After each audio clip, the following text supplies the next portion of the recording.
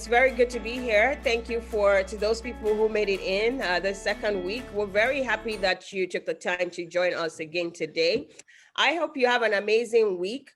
Over this week, we were able to send you information about the last master class that happened. So if you happen to miss a part of it, if you happen to not be able to attend for any reason, we have sent out the video so that you would be able to go through this and learn again or watch it at your own time. So please, Sab, can you help post the YouTube link here so that so those people who haven't follow us on YouTube, please feel free to follow us so that you see more updates as to what we are working on. And also if we share any videos, so you'll be able to get going with watching it.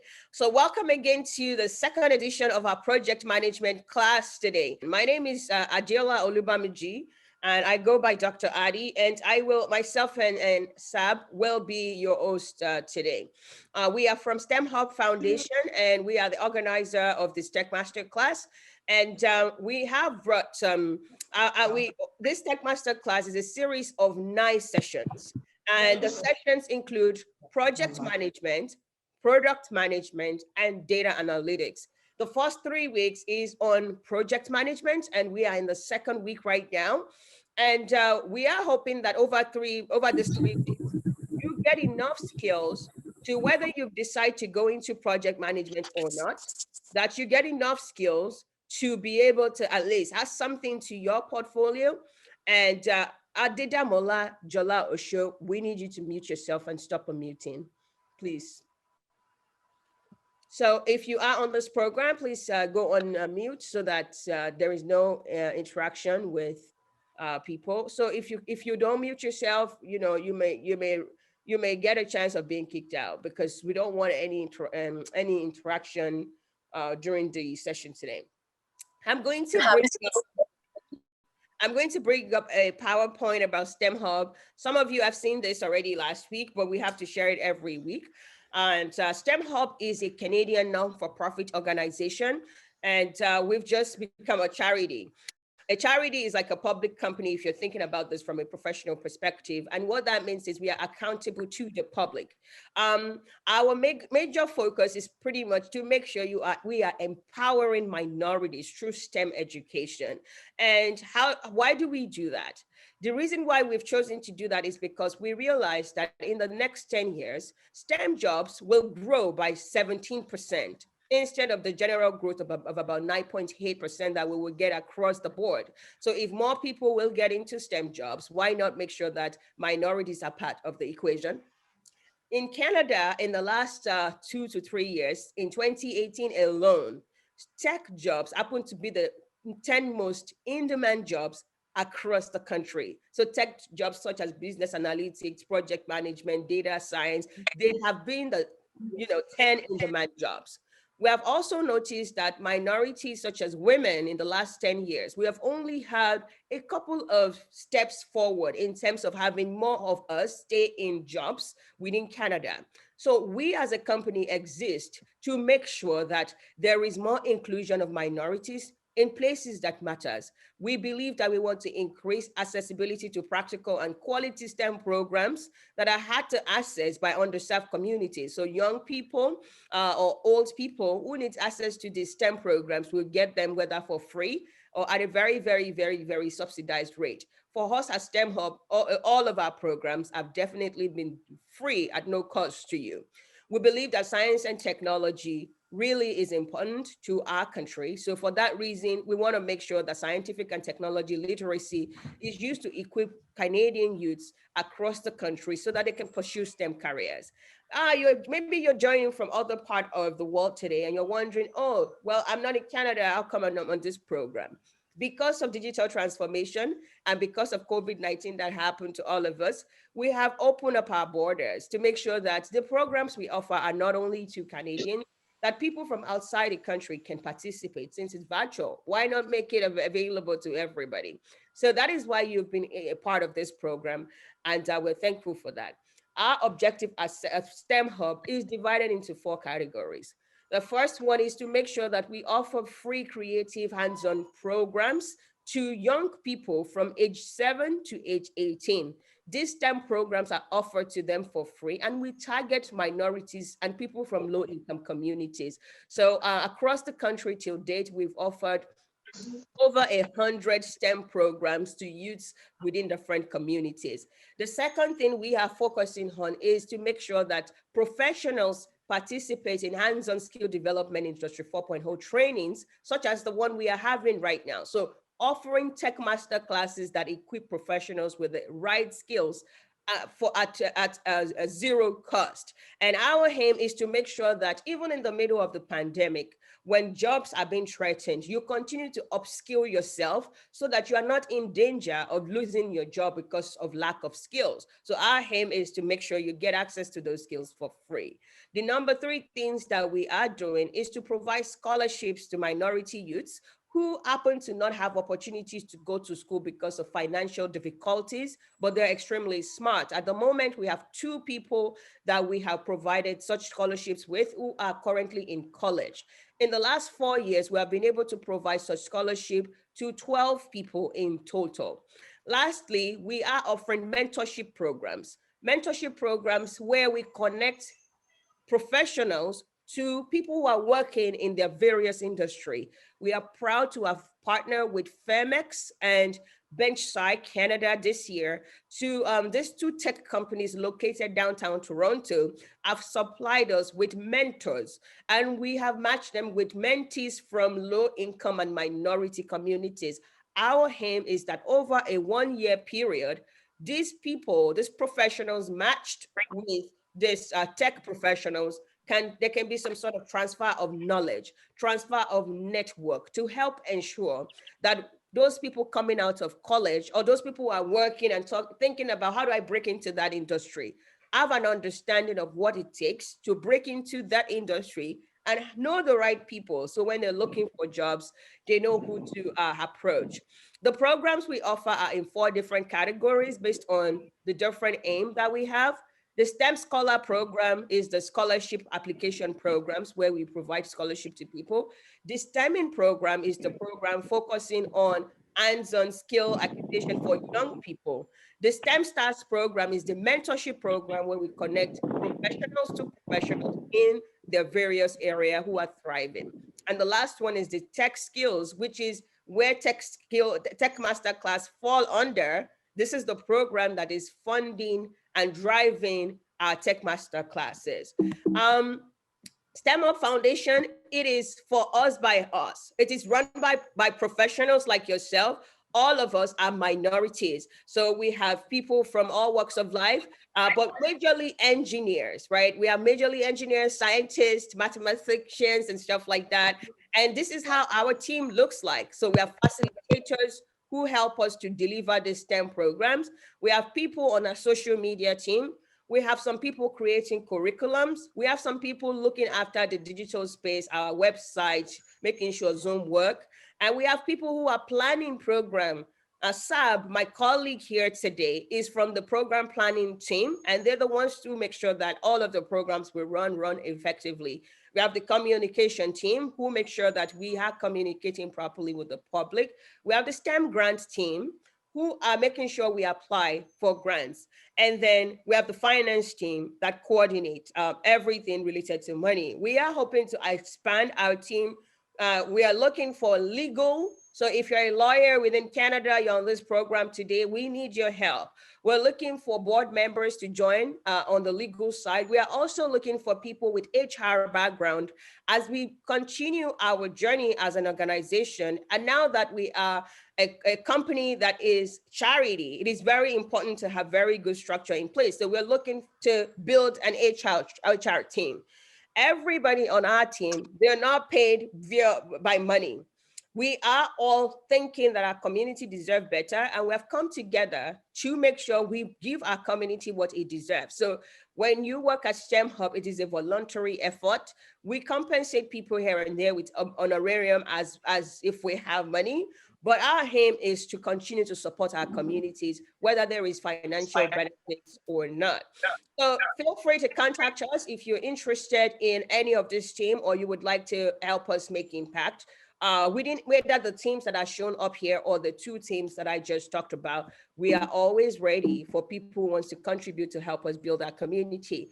We are available on social media, so feel free to join us on Facebook at STEMHub Foundation, on Twitter at STEMHub_, and on Instagram at STEMHub Foundation, and on LinkedIn at STEMHub Foundation. Engage our posts. Please engage our posts. We want to hear from you. If you attend this today, it's finished, we want to hear how you think this session went. We want to really talk to you about it. So we are going to give you an hashtag today, which is STEMHub Masterclass.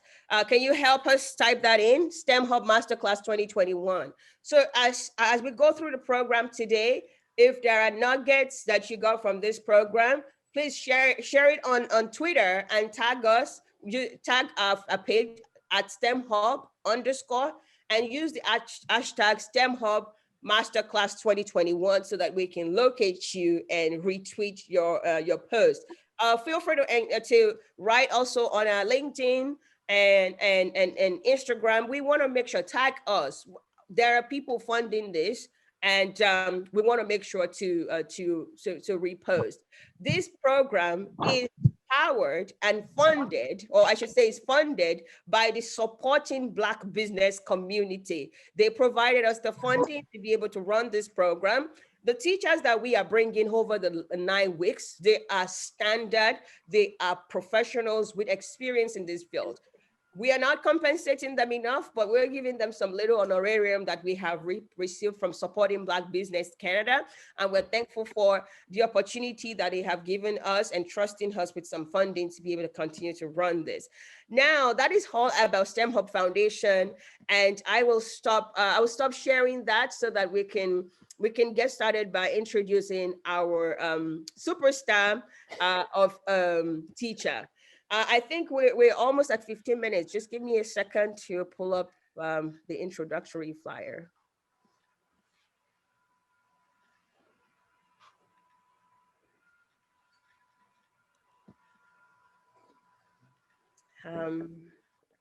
Welcome to those people who are just coming in. I hope you had an amazing week, and it is very good that you've got to come back again. So it means we're doing something right. Today, we have the honor of hosting Bola Adesope as our project management lead today. And Bola Adesope is a partner and lead coach at Stacy & Lloyd, a global business transformation firm. He has over a decade of experience and expertise in management consulting, business transformation, change management, project portfolio management, and business analytics across Europe, North America, and Africa. Bola is certified in project management, business analytics, agile, and mindset coaching, and has worked for organizations such as Bell Canada, Sonet Insurance, TD Bank, and Accenture. Is a faculty member at Tacadia Institute's mini MBA program and a number of other colleges and institutes where he trained over 3,500 professionals. Bola has spoken at several conferences and summits across Europe, North America, and Africa. Please join me in welcoming our lead consultant and teacher today, Bola Adesope. Thank you. And Bola, whenever you are ready, we are ready. Okay. So I have my screen up, but before I start, Dr. Adi, can I for just 1 minute talk about responsibility? Just for 1 minute, thank you very much for giving me the opportunity. You see, with so much joy, Saba Joy sent me the recording of last Saturday. And I watched the first 25 minutes. And to put it as it is, I was a bit disappointed. And I'll tell you why. I have attended a lot of programs, and I've organized a lot of programs as well. I've attended a lot of trainings, and I've facilitated a lot of trainings. I know very well that there is some sort of responsibility naturally that is placed on individuals. And apologies to those who are not aligned with the Christian faith. But there's this saying, to whom much is given, much is expected. I know what it takes to organize trainings. I know what it takes to organize events. I know what it takes to organize masterclasses. It takes a lot of effort. It takes a lot of hours. It takes a lot of coordination, organization, administration. And being a trainer, I know how much it costs to run a 2-hour masterclass.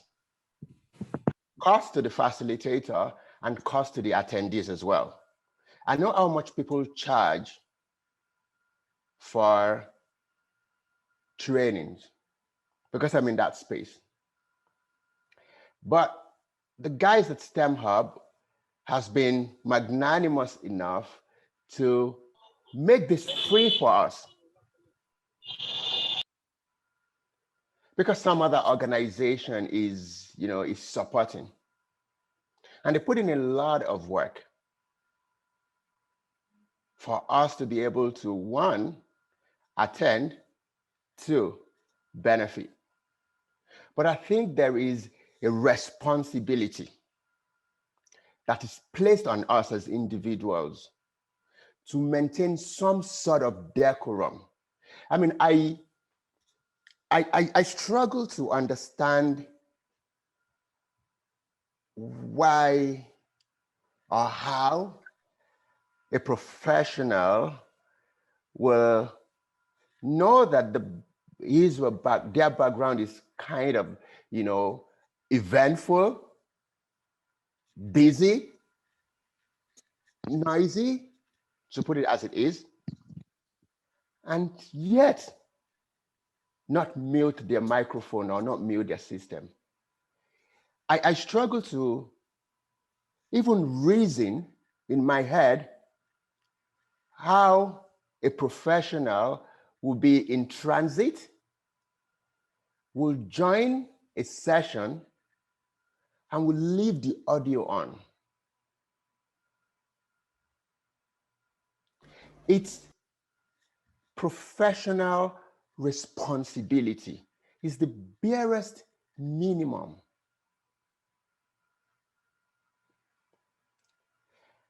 And I take the blame for this because when I was talking to Dr. Adi, I said, oh, let's have this program model and not webinar model, because we may want to sort of like engage the participants more. Because I thought, we're all professionals. When we started and people were joining and there were a lot of noise and she kept saying, please help to put people on mute.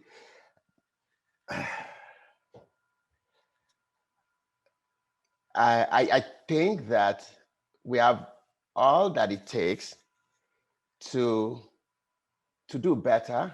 I think we have all that it takes to be better. Like, you can't tell, you don't have control over what's happening at home or where you're joining from. But you have control over the mute and unmute button on your device. Please, let's use it. Let's use it so that everybody will enjoy whatever it is that we want to share, so that everybody will get one thing or the other from whatever it is that we want to share. Because I know that there are people that lose concentration at the slightest distraction.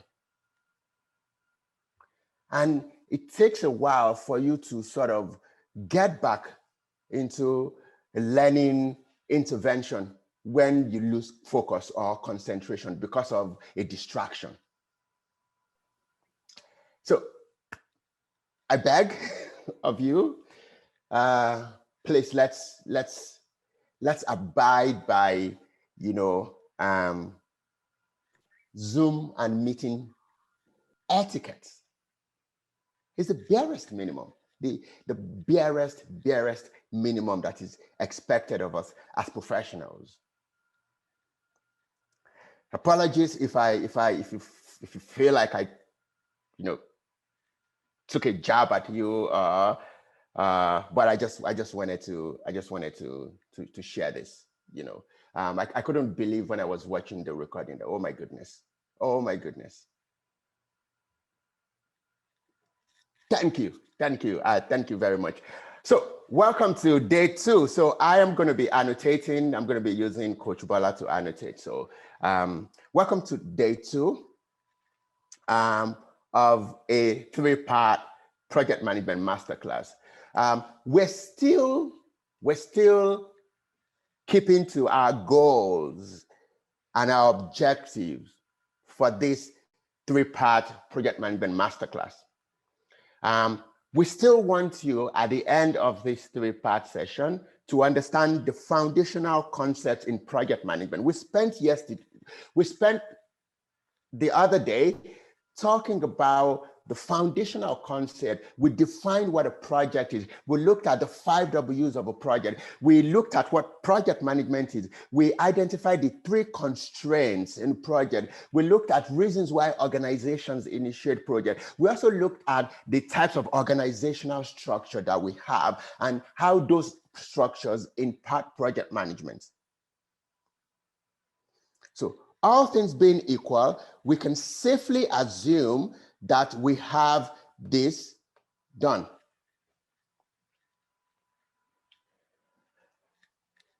The second goal that we have, we're still keeping to it, is that you will understand the phases and the stages of a project life cycle. We're going to touch on that today. So someone at the end of this boot camp or at the end of this masterclass, someone comes to you and says to you, hey, Amalara Akerele, can you please in 1 minute or 2 run me through the life cycle of a project? You can literally just say it in about 90 seconds. Bola, you know what you just did? Yes. The name you called, that's my auntie's name. Oh my goodness. Like, okay, is she on here? Okay, hi, Auntie. Whoa. Wow. That is massive. That is massive. Good morning, good afternoon, ma'am. And glad to have you. Glad to have you join us. Cool stuff. No, this is interesting. This is interesting. Yeah, maybe nobody is going to ask you. Maybe your auntie is going to just, teach the person, you know what I mean? Anyways, we also want you to understand why project is strategic or project management is strategic to customer satisfaction. The link between customer satisfaction and project management, the relationship. What has project management got to do with customer satisfaction? We looked at that. We said organizations or businesses or companies are set up to satisfy customer. But they can't really satisfy customer by just saying it. They need to first understand the need, the problem that the customer has, and then develop products or services that will meet the need, and then satisfaction will be achieved. But we also said, last Saturday, that needs are constantly changing. They are constantly evolving. What I needed yesterday isn't what I need today. And because we want to continue to keep our customers satisfied, we need to continue to do new things or improve on the way we deliver services and products. And we said project management is that vehicle that will drive that implementation, that will drive that enhancement, that will drive that development, that will drive that introduction. Innovation is really, really nothing without execution. Ideas alone don't rule the world. It's the transformation of that idea to reality that rules the world. And project management is what we use to transform something from just an idea, from just a thought to reality, implementation. So we looked at that strategic alignment between customer satisfaction and project management.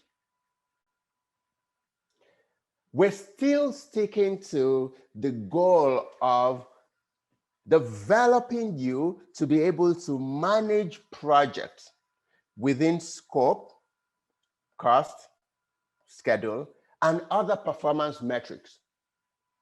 So we're still sticking to this.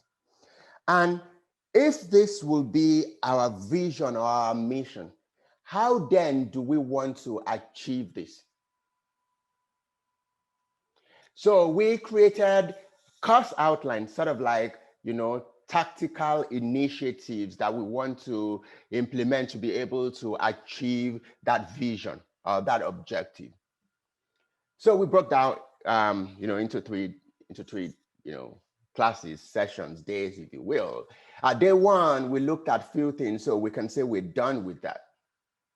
And then we said we're going to look at day two, where we discuss initiating a project, planning a project. And then we said day three, we'll look at executing a project, tracking and recording your project progress, and then closing. But this is where we are today.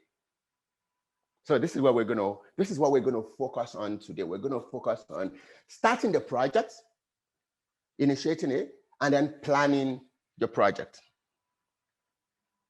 I sent something to you, Sabajoy sent something to you, I believe that he sent it to you, a case study that I wanted us to use for our explanation.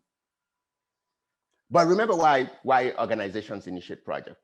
Projects are initiated to either explore an opportunity or solve a problem or get ahead generally in business. We broke these three into several sort of like elements. We said customer request, which can be an opportunity. Sir? We said market demand. 1 plus 60, please. Do you want to? 1 plus 60.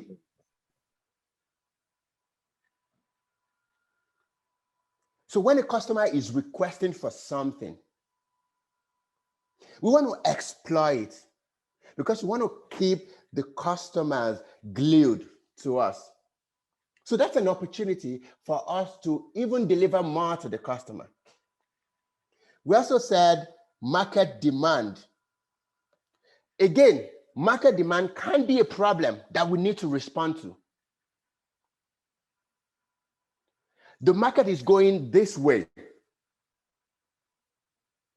And we also need to continue to go that way or even be ahead of the market for us to stay competitive, for us to stay relevant. There's this case study that a lot of people used to share about how Nokia lost the phone market. And people said, well, the market was going this way, but they were not responding. And before anybody knew what's up, they were already out of the market. At some point, they were the leader in the market. But they just continued to do what they were doing. Whereas the focus in the market, the direction in the market was sort of changing. And then right now, when you see 10 people with mobile phones, you will be hard pressed to see 2 people holding a Nokia phone. Before, about 10 years ago, it will probably be, maybe like 15 years ago, it will probably be like 8 people out of 10 people holding a Nokia phone. So they didn't respond to the demand of the market, and then they sort of lost out. Or it can be legal requirements, regulators and all of those things. It can be technological advancement to get ahead. So we understand all of those, why projects are sort of like initiated. So you have that case study. And again, I want to ride on the assumption that we took about 5 minutes to look at that case study.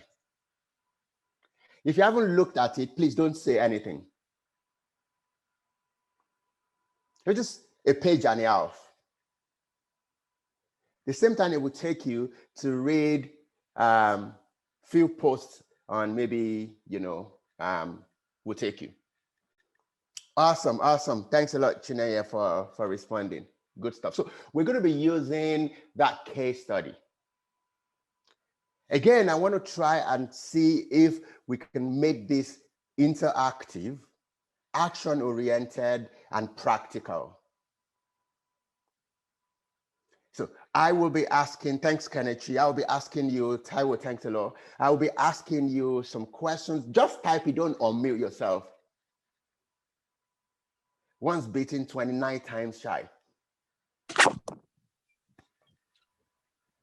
Mark, don't.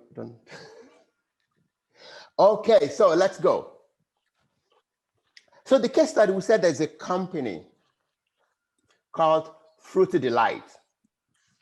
There are businesses across North America, Europe and Africa. They provide healthy beverages and fruits just so that people can stay healthy. And then there was a research that was conducted by an organization, the World Health Organization. And they realized that the average age of a Canadian was sort of dropping. And they attributed that to lack of healthy living. They're not exercising enough. They're not eating the right portion of fruits and veggies and all of that. And from that, a lot of people within the Canadian market started craving for veggies and fruits. And there is an organization that provides that. So there is an opportunity in that market. The best way to respond to that is to explore the opportunity, is to tap into the opportunity. The same way, the STEM career will grow at a 15% rate in the next few years. What do? Do we just fold our hands or do we exploit? And that's why StemHub is developing the capacity of people to be able to take advantage of that. And that's why they've put together these programs. So that's how project management looks at what is going on and how to make the organization better based on the things that are going on within the environment that the business operates in. So we saw this, and then the board of director of Fruity Delight said, hey, there's an opportunity there. People are going to demand for veggies and fruit based on that study. So let's start a company and let's call it Fruity Delight CA. And now they've appointed you as a project manager to help to manage and deliver that project. So what are you going to do? Or how are you going to manage that project? Before we go on, let's even look at the life cycle of a project.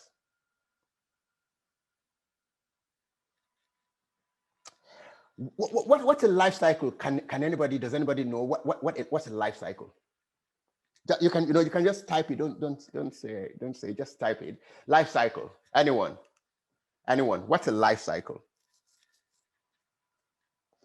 Start and end date. Not bad. Yeah, not bad. But it may be better. Duration. Okay, let's see. Period of the project. Maybe not. But let's see, one more. How long it takes to complete the project? Credit. Oh yeah, RMO. Yeah, that's it. That's beginning to the end. RMO. That's it. You know, a cycle. This is like what a cycle is. Cycle. Like, so a cycle will typically start from here and then end here, something like that. Now, the life of that cycle literally is the several stages or phases within that cycle. The stages that this entity will go through from its start to end. Let's look at, to use an example, let's look at the human life cycle, the life cycle of a human being, to get an understanding. You know, I don't know, you know, some people say the life cycle begins here when the baby is born. Some people say that the life cycle actually begins when the baby is conceived. I don't know, but let's think and say that when the baby is conceived. So you have it as egg, and then it goes into the fetus, and then the baby is born, and then you have when the baby is a child. That's another phase of the child's life cycle, and then the child becomes a teenager, and then becomes an adult, and then becomes like senior, and then stops being existing. So that's the cycle in the life of human being. Now let's take project and put project in front and say project life cycle. So what again is project life cycle? Typically, a project life cycle will look something like this.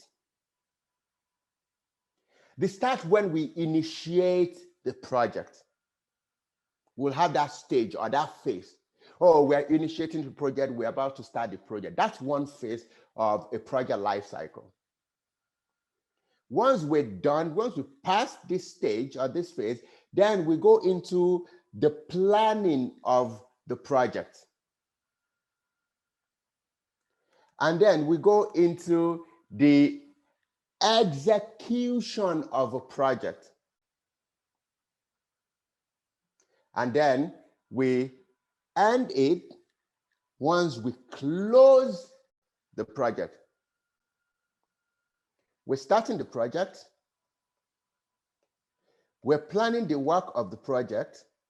We're working the plan. And then we've delivered everything that we need. Now, let's close the project because the project is temporary. Some other projects will say, well, my own is conception stage, planning stage, designing stage, implementation, testing, and then completion. But the first one that I showed you just gives you a generic life cycle, the stages or the phases of that project. You can literally put planning into planning a project, designing and implementing and testing as executing the project, and then completion, of course, is closing the project once we have the result or the product that we want to build once we complete it. So now let's start with initiating a project.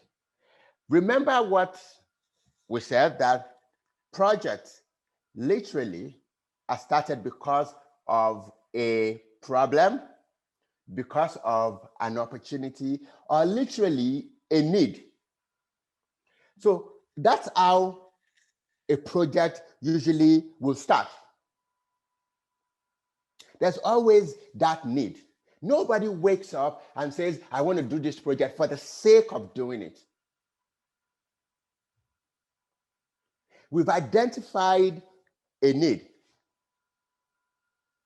We've identified a problem. We've identified an opportunity. We've identified a challenge. And for us to continue to be, we have to respond to that need.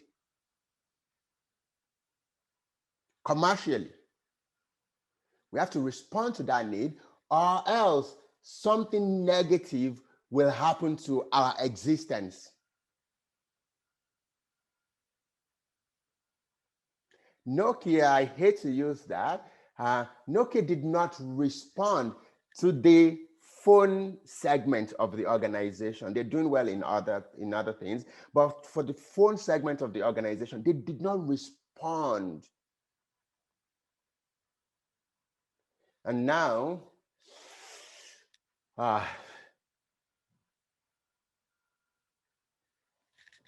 so there's that need. Now you have that need. The next question typically will be, okay, let's even understand this need. Let's do an assessment of this need. Let's really study this need that we have. Let's understand the problem statement. Let's understand the impact. Let's understand the consequences of not doing anything. The do nothing option.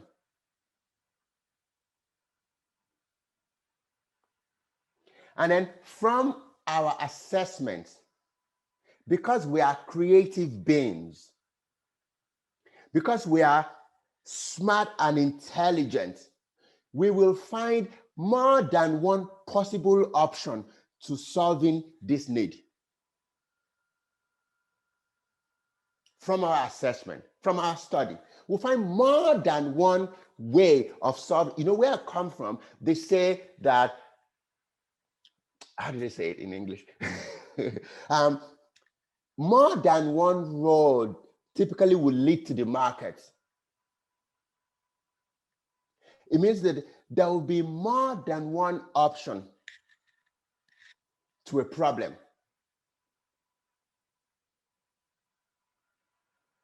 That is why STEMHub is doing STEMstar, STEM Scholar, STEM, several things. All these are options, are opportunities to be able to explore the opportunity in STEM, to be able to develop the capability and the capacity of our people to explore the opportunity in the market, in the STEM market. Now, the question typically will now be, how do we choose the best from these options? And that is why we will need to come up with business cases for each of the options. As against setting up Fruity Delight CA, Fruity Delight can say, okay, let's buy over an existing company. or let's partner with Michael or Kandeji. Go on mute. I can't mute this guy.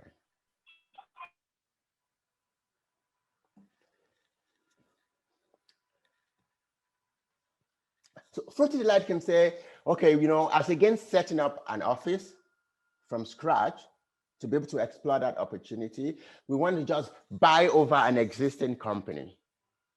Or they can say, we want to, from Dallas, Texas, where they are located, their headquarters, we want to just continue to ship to people without having a presence here.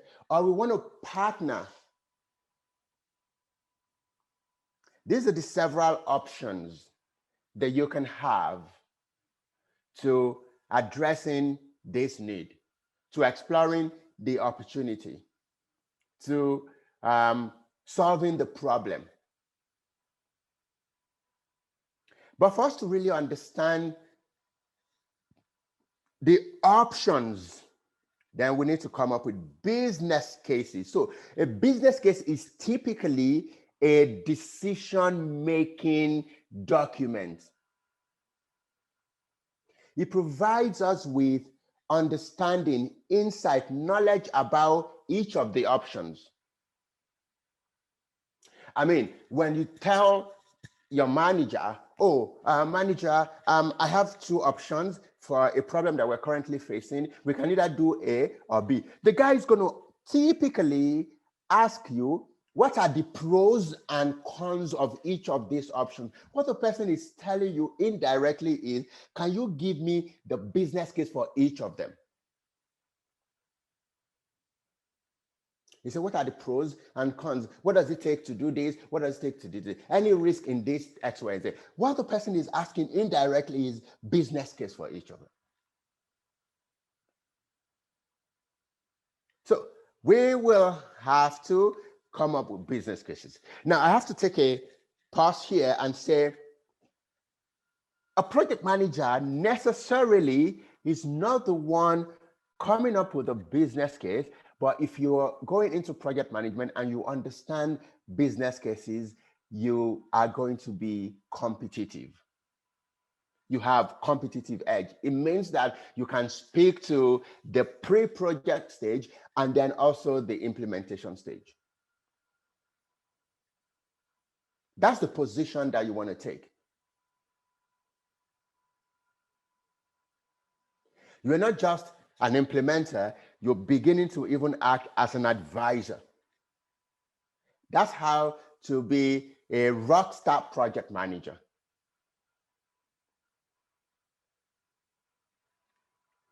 So what are the things that you will see in a typical business case? Well, you will see few things. So these are the components. Well, the opportunity or the problem that we're trying to solve, that's the first thing. The option, the solution that we are proposing for each of the options. So this will be the option. The benefit of this option, we're going to do the same for all the options. The benefit of this option, the cost, how much this option is going to cost us, the risk, the consequences, the things that may not make this option the best, are the things that we may have to manage. And then how long is this going to take? At the eye level. So you want to have all of these things at the barest minimum, all of these things in each option. You know, there was this, you probably have seen it before. I really liked it. Maybe it wasn't exactly real, but it sort of did what it was meant to do. So they said that there are two people in a particular organization working within the same team. And they were like sort of on the same level, or maybe not. And one was getting promoted the other wasn't. One was getting recognition, the other wasn't.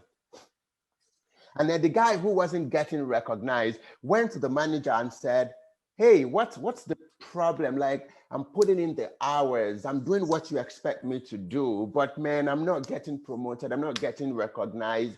You know, what's the problem? And this other guy, they're getting recognized, they're getting promoted. What's the problem? And then the guy said, okay, I'm going to tell you.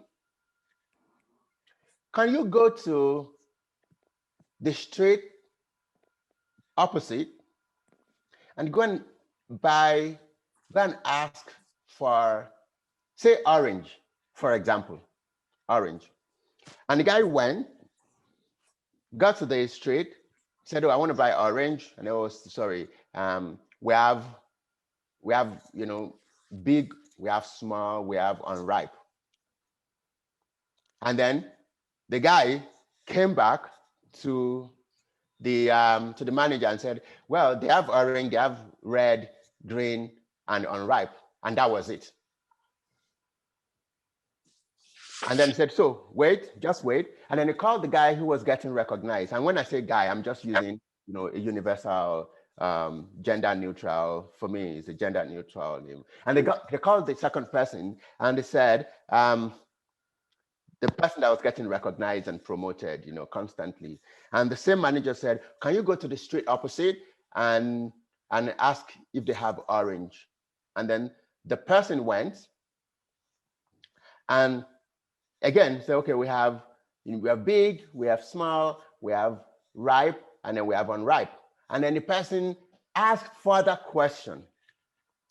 And after some time, the person came back to the manager and said, I have asked what you've asked me to ask. And I can tell you, they have big, they have small, they have ripe, they have unripe. Big is this amount, small is this amount, ripe is this amount, unripe is this amount. This is the benefit of ripe, this is the benefit of unripe. But if you're going to buy 10, we can throw in additional discounts.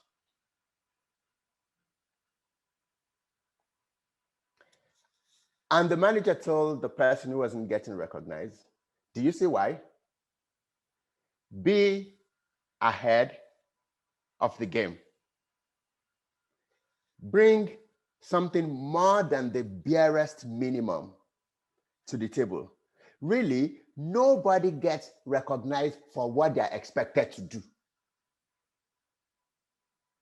Throw in that little extra. That's what differentiates you. I mean, if you get into a car and then you see the normal, you know, I can change the gear by just, you know, moving it up and down. I can, you know, by just rolling up. And you get into another car and you don't even need to, you know, do this. Just press a button. You're like, oh, wow, this is not bad. But the other one, you're not going to say anything because it's regular. Regular hardly gets you a lot of recognition. Regular is pretty average. So when you're going into project management, you want to identify other things that you can bring to the table aside just, yeah, I deliver the project. Yeah, you're going to get, you know, what you expect for delivering it. But if you add one or two more things, then you get more recognized, you know, that kind of stuff. So how can you do that? By also understanding, you know, the market, business case, and all of those things.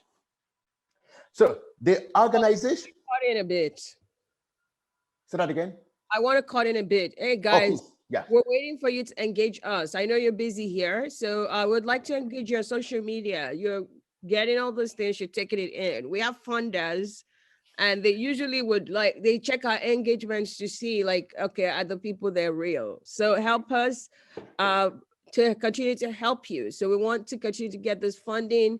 Please tag us, put this on your story so we can reshare it on our pages, put it on your Twitter so that we can tag Bola to grow his audience too. And we would like your support on this. Put it on your LinkedIn, whatever it is. We're also putting something up on our page on LinkedIn. Feel free to comment. I feel like that is the least that we can ask from you. Number two is we are taking testimonials, because this time testimonials will also be shared with our funders, so they understand that the parts that they are playing is being seen. As you probably know, today is Juneteenth, which is very, very crucial for Black people. And this program is powered by a Black Business Initiative of Canada, who wants Black prosperity for Black Canadians. And this is the day that we show solidarity with Black people, that we show solidarity with Black Canadians, Black Americans, and sharing this so that we can tag them, we can continue to tag their businesses, will mean a lot to them. They've continued to raise money to support Black businesses, to support Black initiatives. Help us support them.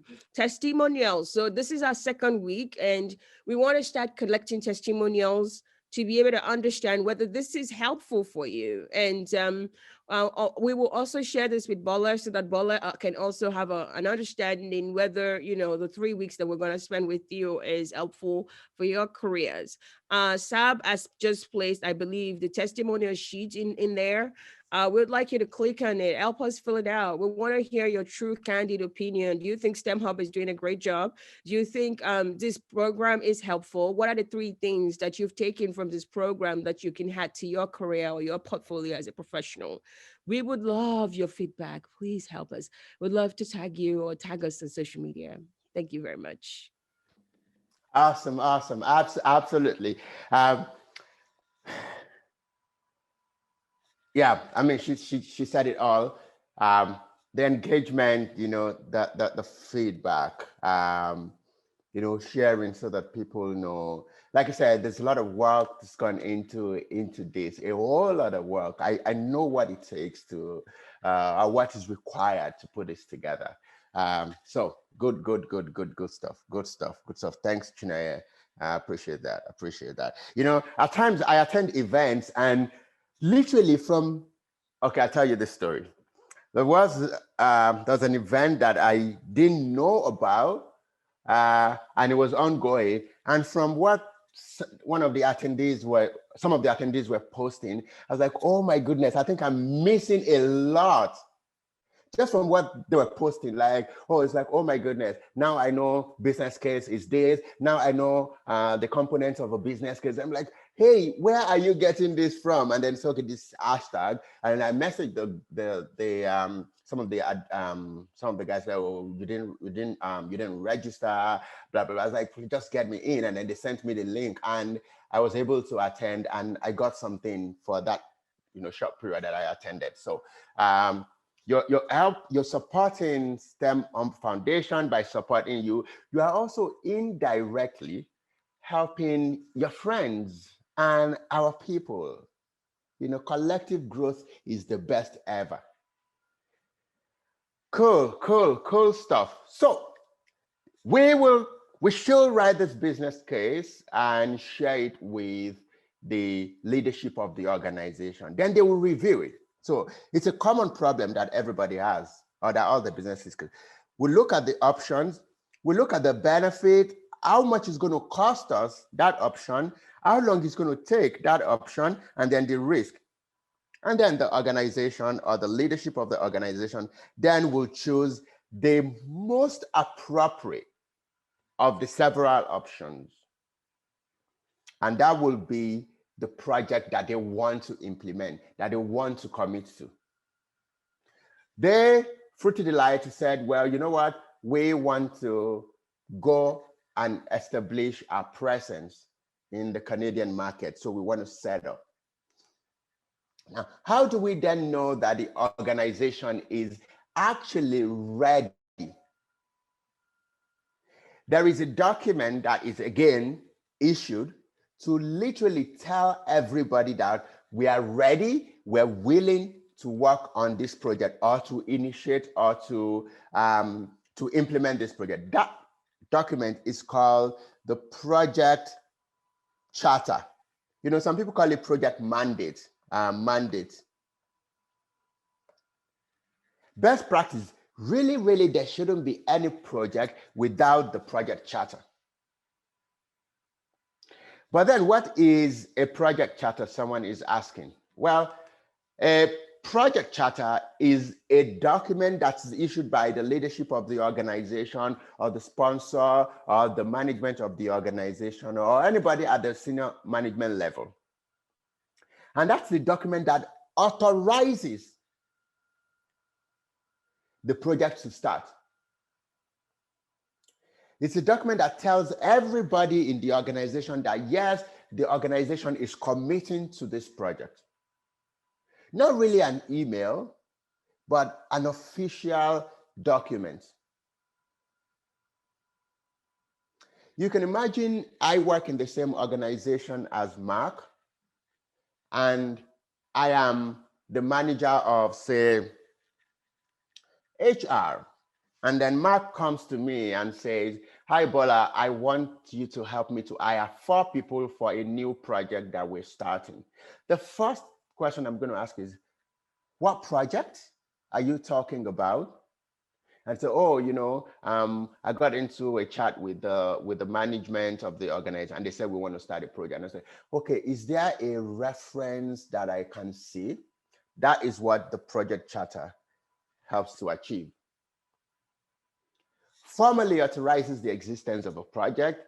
It provides the project manager, the person who's going to manage the project, with the authority that is needed to apply the resources in the organization to project. When I have that project charter, that document, I can now start using meeting rooms. I can now start using pool cards. I can now start using resources. That is that mandate. That is that authorization, the project charter. That's actually what informs everybody that, yes, we have a project that we have started or that we're starting. Without the project charter, nobody really will take you serious about starting a project. It's a formal document. It's like, think about this as an offer letter. If we haven't signed an offer letter for you to get into the organization, nobody really, you now go to say, you go to procurement, say, please, can we procure a new laptop for Bola that we just hired? The person goes, okay, can I have the employment letter that's been signed? Without that offer letter, nobody's going to take you serious. Formal authorization of the project. Formal. That's the project charter. Now, who creates the project charter? Well, the sponsor, the person that's providing funding, senior management, the leadership of the organization usually should create a project charter. But guess what? If you are a project manager and you can develop the project charter, you're bringing much more to the table. You know, I just remembered something, and this is real life. Just want to speak a little to what Dr. Adi said. I know someone who, I'm not sure if the person eventually got the gig, but who was contacted for some PM opportunity because the person said, hey, I just attended a PM training, oh, I just finished a PM course, and the person just, you know, wrote a thing or two about what she learned. And then someone who's looking for like a PM thought, oh, this person is making sense. You know, let me engage the person. Oh, you know, I see that you just, you know, attended, you just, you know, spoke about project management. Are you able to jump on a quick call? You know, I don't know if the person eventually got it, but at least, you know, it kickstarted that conversation or that discussion. So you may also want to, you don't know who's watching. You don't know. You just don't know. You just don't know. Trust me. So when you're writing that project charter, what are the things that you want to put in it? What are the elements things that you will find in a typical project charter. So let's look at it. The elements of a project charter. You want to put the objective of the project, the justification why this is the best project. Of course, remember that we've looked at a business case as part of initiating. Because he has this, because it does this, because it's quicker, because it gives us, not just growth in terms of sale, but also growth in terms of coverage. I know. So the justification, you'll also put the benefit, the value that Fruity Delight CA will bring to the entire organization. What's the benefit of setting up Fruity Delight CA? Well, trust. When people see that you are a business that has presence in Canada, and all of those other things. You also want to put initial risk. Remember, we've also looked at risk from the project, from the business case. Initial risk, how long you feel it's going to take. And this is an estimate. How much it's going to cost. And you want to also have the project manager's name. You want to have the project sponsor's name, and it has to be signed off by the project sponsor. So what do I demand from you? Look at the case study. This week, try and develop the project charter for this project. Who do you think is going to be the project sponsor for this? You can just send it in the chat. Who do you think is going to be the project sponsor for this? Looking at the list of important personnel that we have in the organization. Let's see. Let's do that for about 30 seconds. Who do you think is going to be the project sponsor for this project? WL organization, no. The CEO, yes. It won't be the WHO. He'll be the CEO. Mrs. Ken, most likely. Mrs. Ken.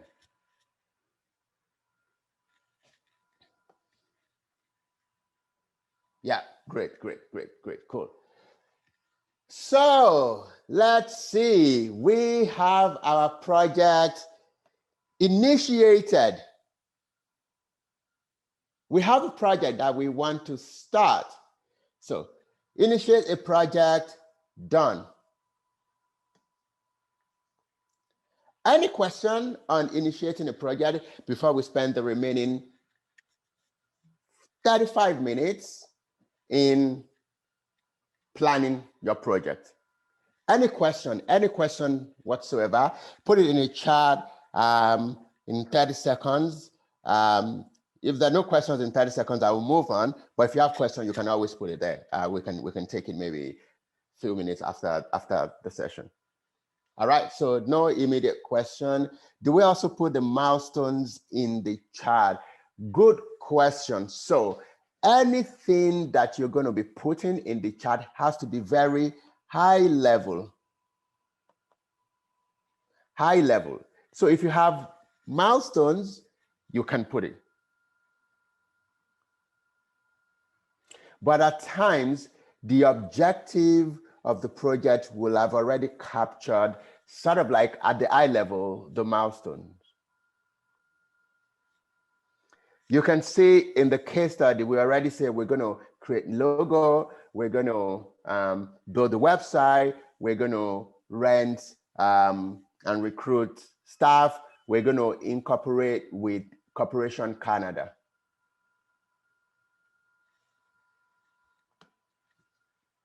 So you have your project charter written, you shared with the sponsor, they're good with it, they signed off on it. Now it's time for you to start planning your project. Now we have that authorization to start. You've been named the project manager. Now, go and deliver the project for the organization. But you can't really deliver a project without planning. So now we're looking at how do we want to deliver this project? And remember our agreement, remember those agreements that we had? The triple constraint, the scope. We have to agree on the scope. We have to agree on time. We have to agree on cost at the barest minimum. At the barest minimum. But for us to agree on scope, for us to agree on time, for us to agree on cost, there are few things that we need to put in place. There are few things that we need to understand. There are few things that we need to get done. The first thing, really, before we even start with scope, cost, and time, the first thing really is to even understand our stakeholders. That's the first thing. We need to understand our stakeholders, because your scope will need, our input to your scope will come from the stakeholders, the people that are engaged, that are part of it. So my first question, who is a stakeholder? Drop it in the chat again. And let's see, who is a stakeholder? Who is a stakeholder? Let's see, what have you got? Who is a stakeholder? Hit me. Anyone? Customers, shareholders, organizations, someone with a key role in the project, one of the sponsors, one of the, absolutely. So these are really great contribution. A stakeholder is anyone, an individual, any group, any association, any organization who is, one, interested in the project, two, impacted by the project, or affected by the execution of the project and or results of the project. Three things, maybe four. A stakeholder can be one person, an individual. A stakeholder can be a group of people. A stakeholder can be an association. A stakeholder can be an organization. Any of these guys that is interested, they want it to happen. They're looking forward to it. Affected or impacted by the work of the project or the result of the project. So again, go back to the case study, Fruity Delight CA setup. Drop on the chart stakeholders. Who are the stakeholders? Drop it. Let's see. Drop it. The HR, awesome, great. Yeah, that's good, David. The customers. So the customers, I will say the Canadian market, the health conscious Canadian market, the finance department, that's correct. I'm looking for 2 or 3 stakeholders. Canadian CSOs, absolutely. Subject matter expert, customers, branding, government, absolutely. Government. We're going to incorporate in Canada. The government of Canada is a stakeholder. They are interested in how we run our organization. They are interested in what we're going to bring into the into the country. They are interested in the Canadian government. Absolutely. The Corporation Canada organization. WHO is a stakeholder. Nutrition Association of Canada is a stakeholder. Labor organizations in Canada is a stakeholder. Farmers are stakeholders, the people that we're going to get the produce from, absolutely. So all of these guys are stakeholders. The potential people that will hire are stakeholders. The media is a stakeholder, absolutely. We need to identify all of this because we're going to have to engage them. If you do not engage Food and Drugs Authority, that's actually what I was looking for. Thank you, Sam. If you do not engage them, your project may fail. Let me give you an example. Maybe not a good one, but let me give you an example still.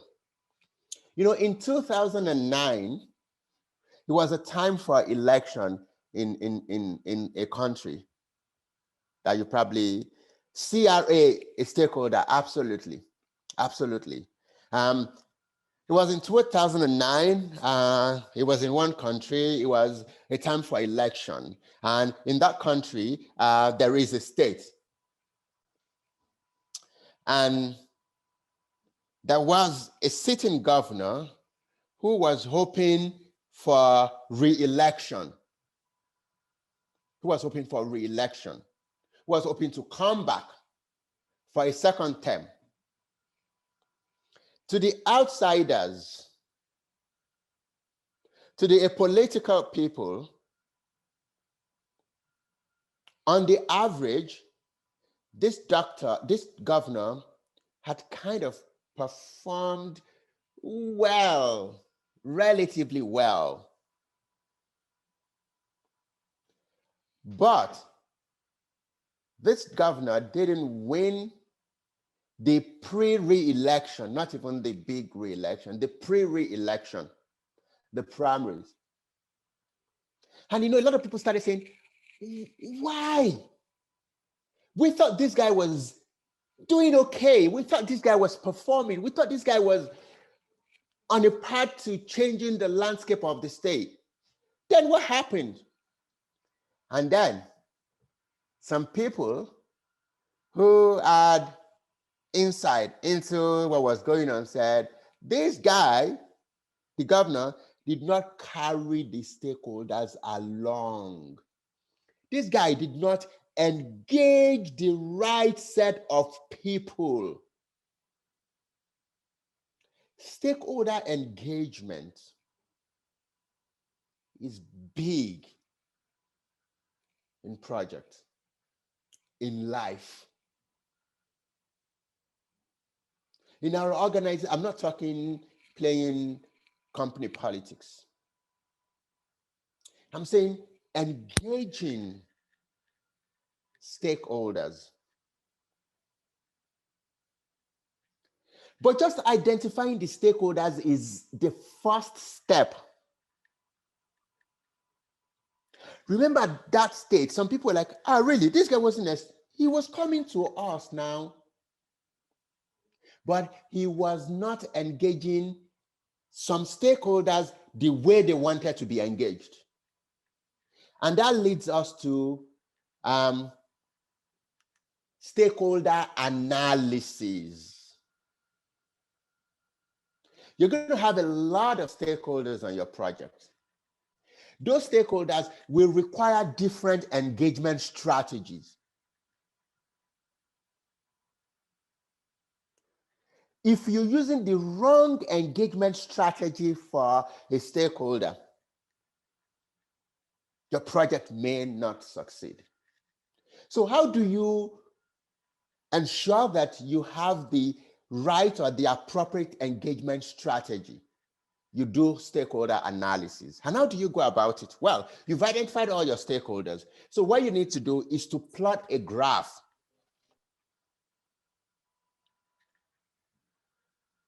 Plot this graph. On the horizontal level, you will have what we call interest. Trust me, there are some stakeholders that are not really interested in that project. Yeah? There are some stakeholders that are not really interested in that state. Name withheld. And there are some stakeholders that are highly interested in the betterment of the state. So we want to first identify their interest level.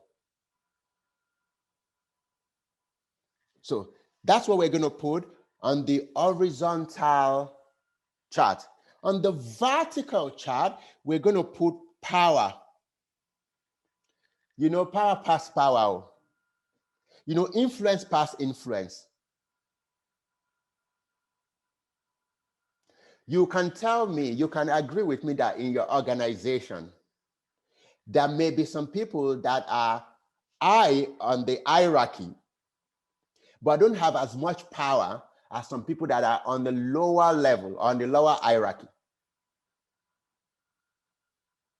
I've heard people say, yes, that guy is like the one that you see, but the guy below is actually even more powerful. So we want to also identify the kind of influence or the kind of power that these stakeholders have.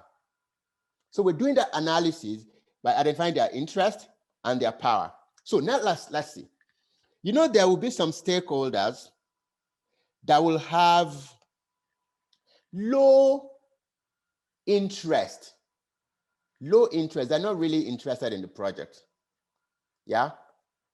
And they also don't have a lot of power or influence on the project. Influence, like they cannot say the project shouldn't go on. They cannot alter the direction. They cannot dictate the direction of the project. They cannot say, do it this way. So those guys, we say they don't have a lot of power, and they may not also have a lot of interest. So those guys, we will put here. We'll put here, you know, because their interest is low and their influence is low. So we can put them somewhere here. There will also be some stakeholders that are highly interested. Highly interested. They want that project to be successful. They need that project to happen, but they don't have a lot of power. They don't have it. They can't dictate whether the project should happen or not, or the direction that the project should go. So those guys will put somewhere here. So we can have them here. There are people, stakeholders that are highly powerful, highly influential in your organization on the project, but they don't really have a lot of interest, but they have a lot of power. Those guys will put somewhere here.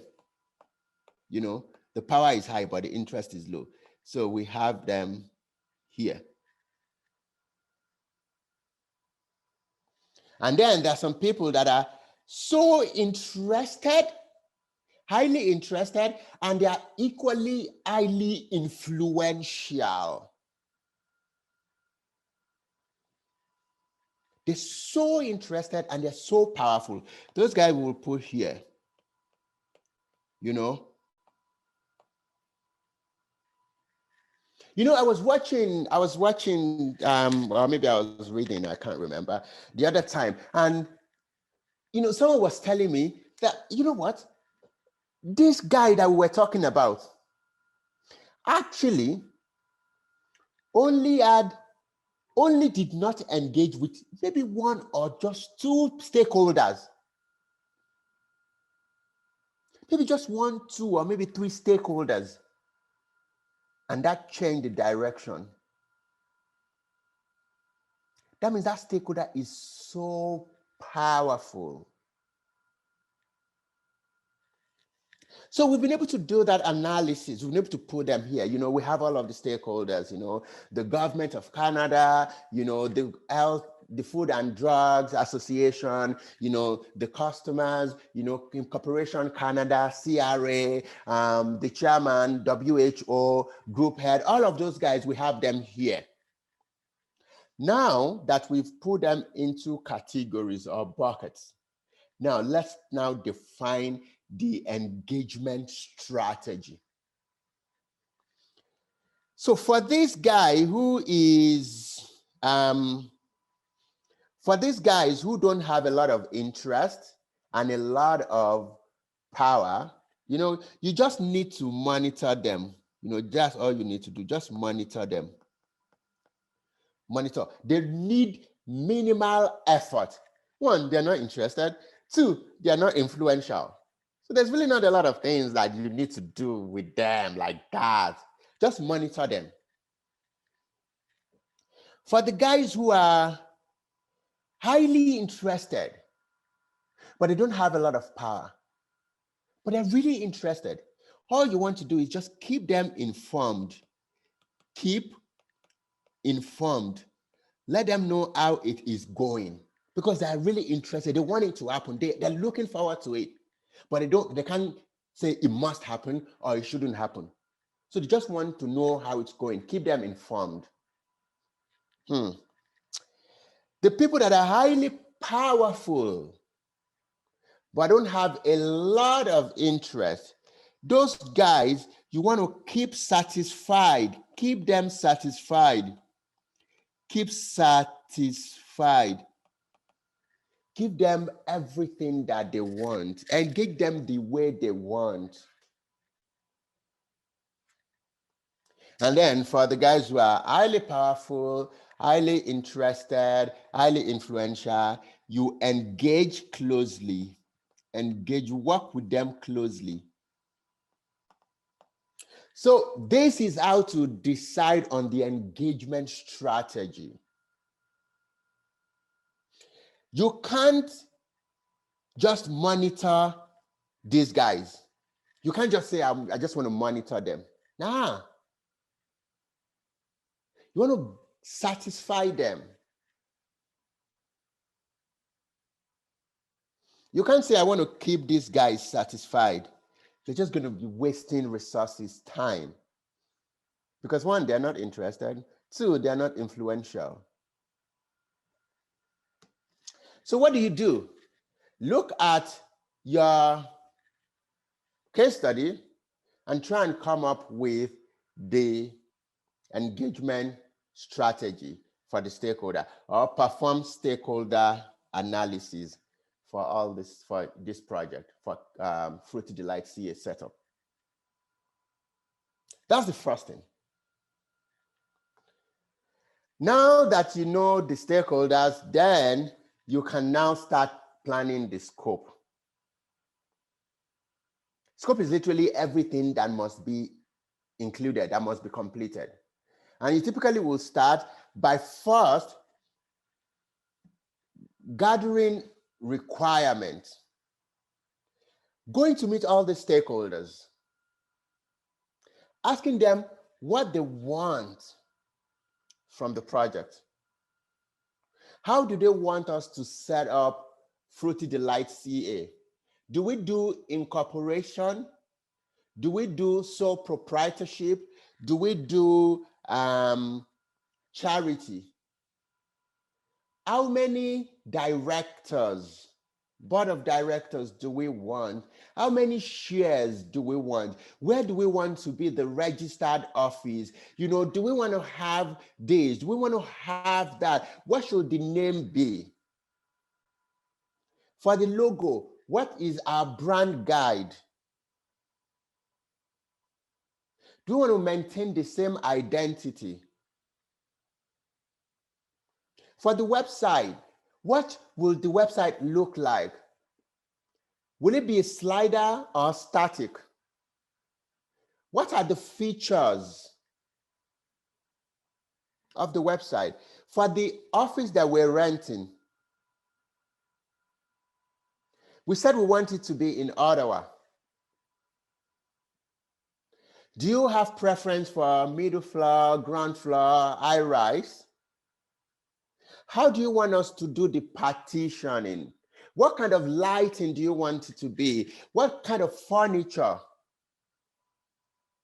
The staff that we're recruiting, how many do we want to recruit? What should be their experience? How much are we hoping to pay? All of this you're doing in gathering requirements. And then when you're done, you have what we call a requirement documentation, something that describes all the requirements, granular detail. And then with this, you will be able to then define your scope. And then someone was asking, do you put milestones? Then you can now have your deliverables. And now we can say, we now understand the scope of the project, everything that must be completed. We now understand it. So we have an agreement across the organization of what the scope of that Fruity Delight CA setup will be like. That's the first level. The second is, now let's plan our budget and our schedule.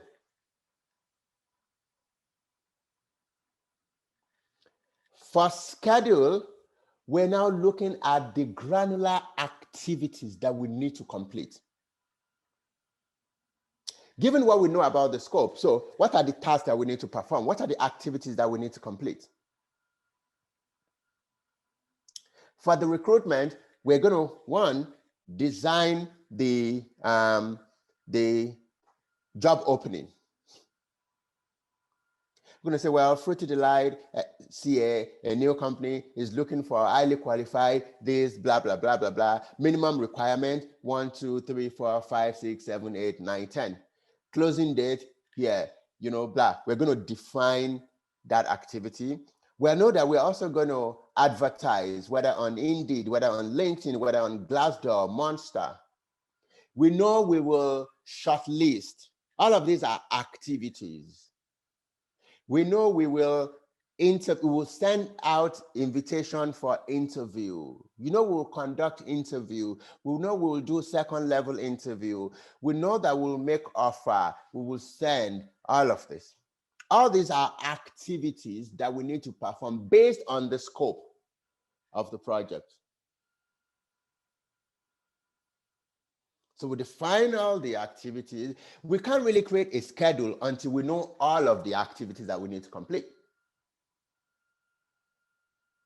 Someone comes and says, well, how long do you think it's going to take you to develop the module for project management? So I say, like, okay, what are the things I need to do? I need to first create the cost goal. Then I need to create the outline. Then I need to research maybe images, XYZ. I'll put all the slides together. I will review. Oh, okay. So this will probably take me 2 hours. This will take me, and then I can tell you it's going to take me 3 days, something like that. But I first identified all of the activities. And then I look at the relationship between the activities. I sequence those activities. I look at the duration of each of the activities for me to be able to get the full duration for the project, how long the entire project is going to take me. Again, over the week, try and identify all the activities that you need to complete to be able to launch Fruity Delight NG, sequence them, estimate, and by the end, you should be able to say, oh, this project is going to take maybe like 4 months. You also need to plan your budget. How do you come up with your budget? Well, what are the things that we're going to spend money on? You identify those things. How much are we going to spend on each of them? Yeah, I know I'm going to advertise on LinkedIn. How much is one day job opening advertisement? How many days do I want to have it for? Okay, so yeah, that's one. I know that I'm going to incorporate. How much is it to incorporate? Okay, $200. Then I'll do a name search for about $1388. So that's about 230 max. Okay, I know that we're going to rent. We're going to rent an office space. So you're identifying everything that you need to spend money on and how much you're going to spend on those things. The line item. And then you aggregate, you put everything together, you sum all the money together to be able to have your budget. If you've seen a budget before, what you will see is 1, 2, 3, 4, what you are buying, the quantity, how much, what you are buying, the quantity, how much, what you're buying, the quantity, how much, and then the summation will be the budget. The same way we create budget for projects. But there's something called reserves. If you've seen a budget, you probably see something called miscellaneous. In project management, we also have reserves. We call it contingency reserve. What does that mean? You know that we don't really know if this budget is going to be the same when we now start. Nobody knows if Corporation of Canada is going to change the fee next week or next month from 200 to say 250. Nobody knows what the rental rate is going to be next month or in 2 months' time. We use the knowledge that we have now to come up with those estimates. But we are also reserving maybe like 10% of the budget for all those unforeseen things. In case this happens, in case this goes up, in case this, we have that miscellaneous or reserve. And then we have our budget, which is great. So we've planned for our scope, we've planned for our schedule, which is time, and then we've planned for our budget. But that's not really all. That's not really all. We also need to look out for risk.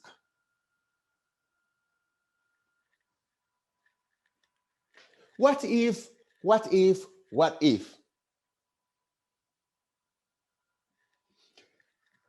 A risk, I've got 5 more minutes. A risk is anything that may happen that will affect the project, either positively or negatively. Anything that may happen. What if a new law comes up? What if we run into labor law issues? What if we can't get in Ottawa? What if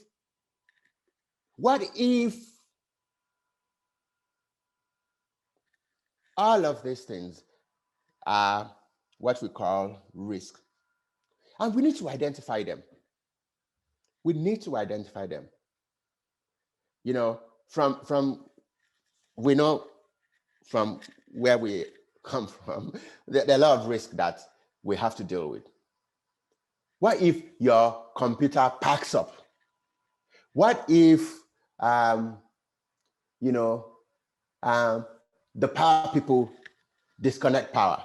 What if your presentation is not showing? What if this? We identify those things because they have the potential of impacting negatively or positively our project. I'm using a presenter, which you may not see. I'm using a presenter that I'm using to, move slides, and it's powered by battery. What if the battery runs down? Okay, I have this external one. What if my computer, my Mac shuts down? I have my iPad that I can continue to use. What if the computer and the iPad shut down? Well, I have another computer here. What if we first must identify those what ifs?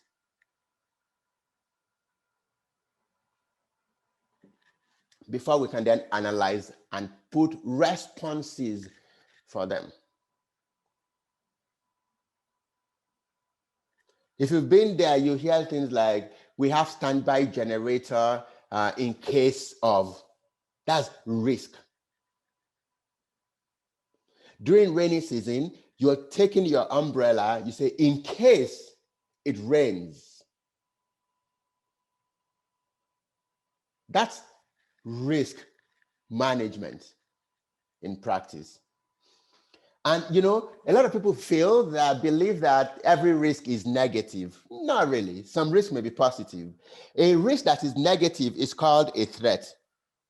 And what we want to do in project management is want to make sure that we reduce the probability of that threat occurring or the impact that it will have when it occurs. Now, it may also result in a positive event, and that's what we called opportunity, positive risk. And when you see an opportunity, what do you want to do? You want to increase the probability of that opportunity materializing and or the impact that it will have when it happens. So once you've identified this, you analyze them, and then you put in place response plan. So this is definition of risk. I can skip on that. Any event, uncertain event that if it occurs has an effect on at least one of the objectives of the project. So this is like what you will come up with, like a risk register that has the description of the risk, the probability of them occurring and the impact, and what you will do when those risks occur. Just a table. Again, look at Fruity Delight NG, CA setup. Identify the possible risks. Put them down. Look at the probability of those risks occurring, the impact that it will have, and then what you're going to do to address or to mitigate that risk. And then, of course, in your project, you're going to have reporting. You're going to communicate with stakeholders. How do we want to communicate? What kind of meeting are we going to be having? What will be the objective of the meeting? When are we going to be having those meetings? Who will be the audience for the meeting? The same thing for reporting. What kinds of reports are we going to be generating? What will be the frequency of those? That's why on a project you have, some people have like status report, some people have like progress report, some people have like exception reports. For meeting, they have like maybe daily meeting, weekly meeting, they have like bi-weekly meeting. Daily meeting for the people working on the project, weekly meeting for, larger stakeholder, and a bi-weekly meeting for maybe seniors where you just show how the progress is progressing, how the project is progressing and what it is that you're doing. It's also possible that you may need to buy some things from outside of the organization. Now put all of this together. Put all of this together, review it with all the stakeholders. Let them know your approach, how you want to deliver Fruity Delight CA. Get them or the sponsor to sign off on it, and you are ready to start executing your project. I will take any question. Thank you. Thank you so much, Olaf, for that wonderful, wonderful session. And let's see whether we have questions. I'm here to read out questions. So if there's any question for him, please put them in here so we can get them up for you. And as you go through, please, we have shared with you a testimonial sheet. We would like to hear from you. Please feel free to fill the testimonial sheet so that our funders and ourselves can see the impact of this. Um, and I'm still looking for questions. So there is somebody said legal, regulatory, reputational, with a question mark. Is that a question? What are you trying to ask there?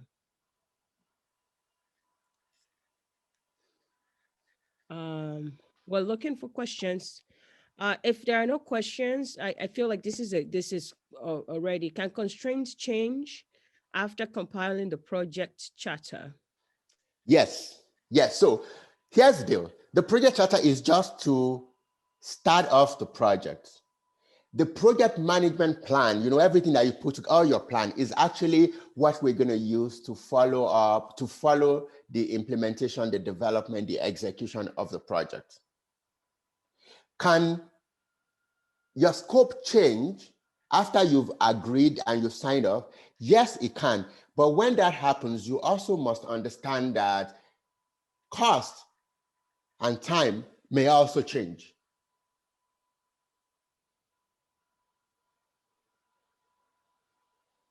So you just Good. need to understand that and factor in when you're having that conversation with the stakeholders. Okay. Somebody said, how does one deal with, oh God, how does one deal with competition in relation to similar projects out there? Oh, there is definitely going to be a competition. So you don't want me to get started with another method called the agile method. But when you know that someone is already starting something, where I come from, they say the fastest is the one the God helps. um, so you want to see how very quickly you can get your project to hit the market first. You want to look at time to market, first mover advantage, and you may now start thinking about delivering small by small. You can't deliver everything at once, right? So you can deliver in iteration. You may still be able to operate with people working from home, but get the company registered and start making all of the in quote noise about. Here we're now in Canada. You can place your order. This is our website while you're also doing other things concurrently. Yeah. Can I add something to that, Bola? Yes, please. In a situation where there are competitive projects like yours, and you have to know your enemy to beat your enemy. So you want to stand out from that competition. You want to study what they are doing and find out how to stand out. What is it that you can do that they don't do? And that makes you a lot more competitive in that case. And number two is who are the people on your stakeholder committee? So you want to try to find powerful stakeholders. If you're already late to the market, then those stakeholders could influence your voice because they're more influential than the people on the other projects. Also, you want to find very enthusiastic stakeholders. So maybe from what you learned from that other person, you saw that somebody, maybe their social media, they weren't taking care of it very well because that person was slacking. That is their weak point. That's where you hit them so hard. So you get a very good stakeholder to deal with that. So study the enemy so that you know what they are doing, analyze their process and think about how can I beat that market. Find powerful people to be part of your stakeholder committee so that whether they are there before you or not, you're making good influence and definitely punch them where you feel like they're the weakest. Yeah.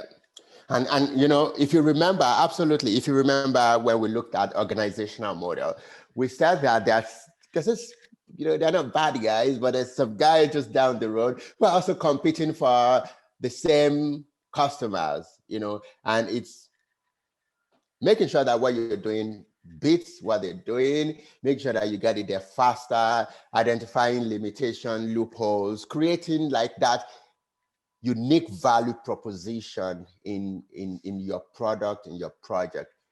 Yeah. To Somebody asked, in a situation where there are uninterested and less influential stakeholders and those outnumbered the influential ones, what kind of project manager do?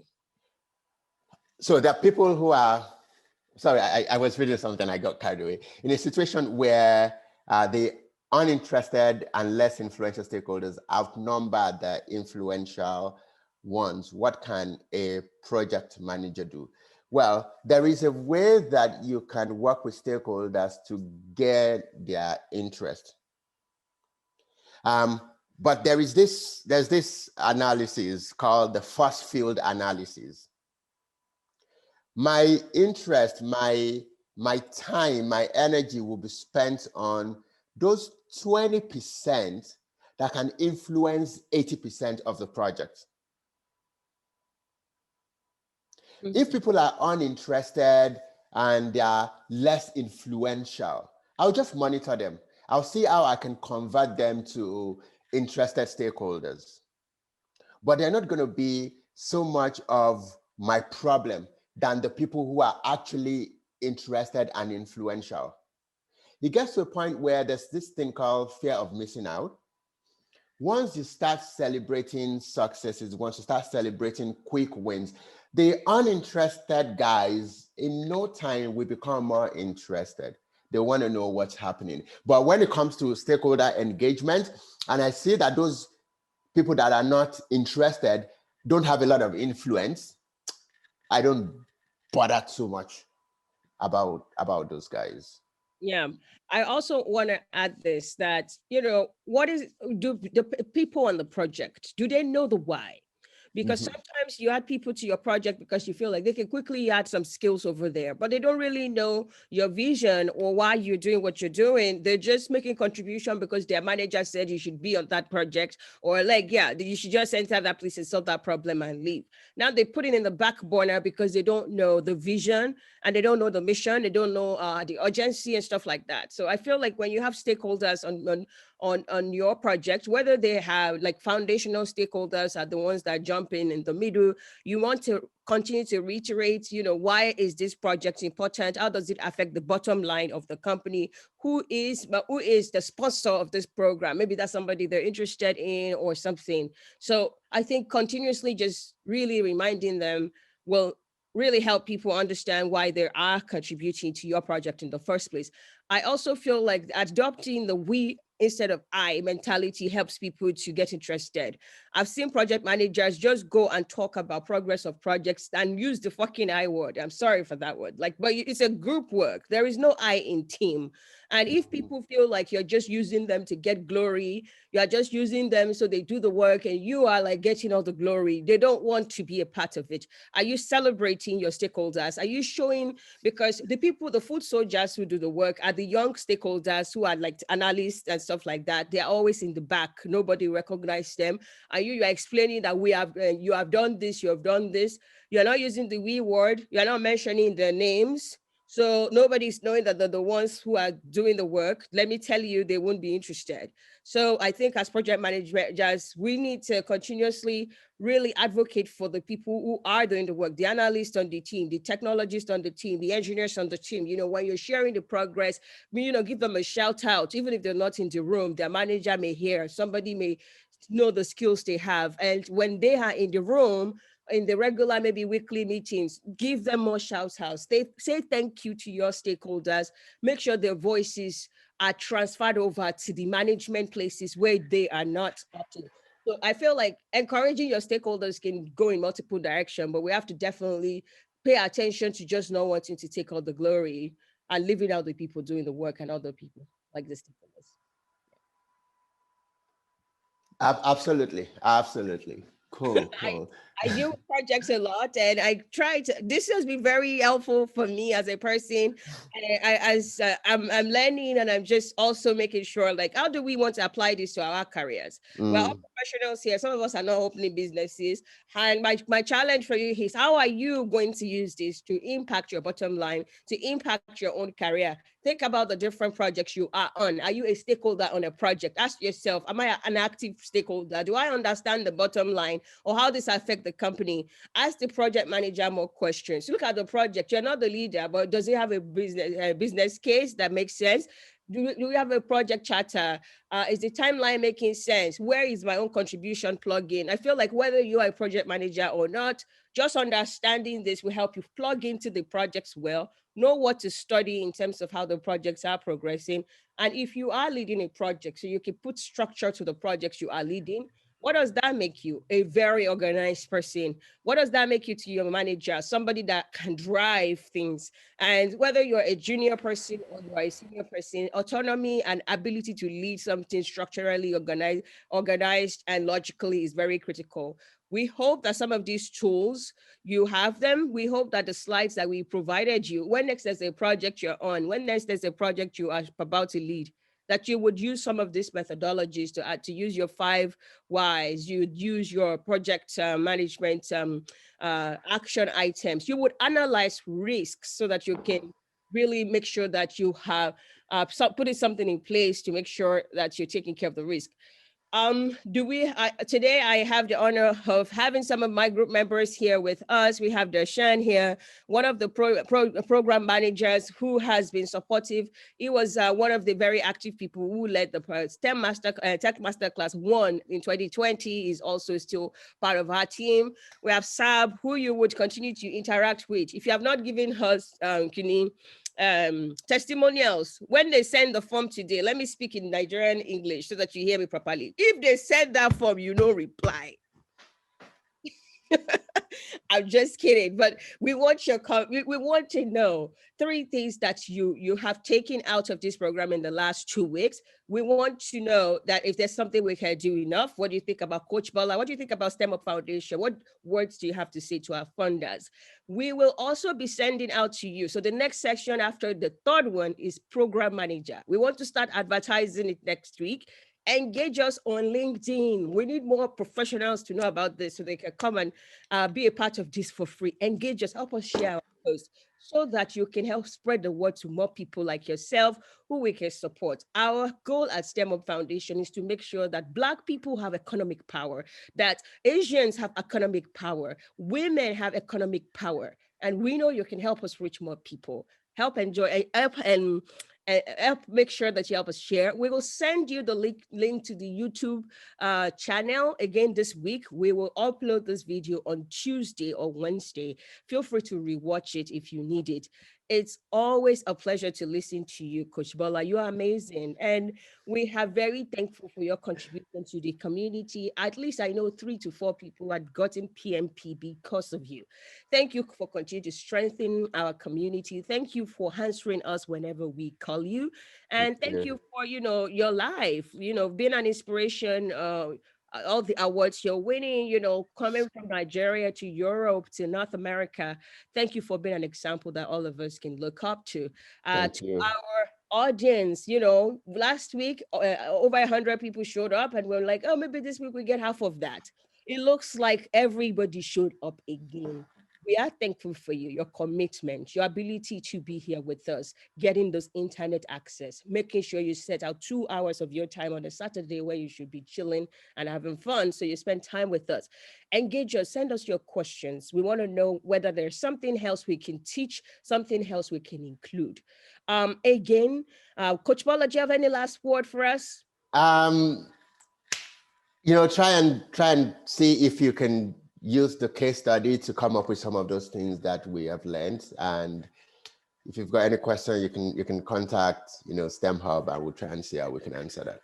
Thank you again for the privilege to share with you, to spend 2 hours with you. I appreciate that a lot. Thank you all. Enjoy the rest of your day. We will send out the link again this week, and we will see you next week. This is goodbye for now. All right. Bye, everyone.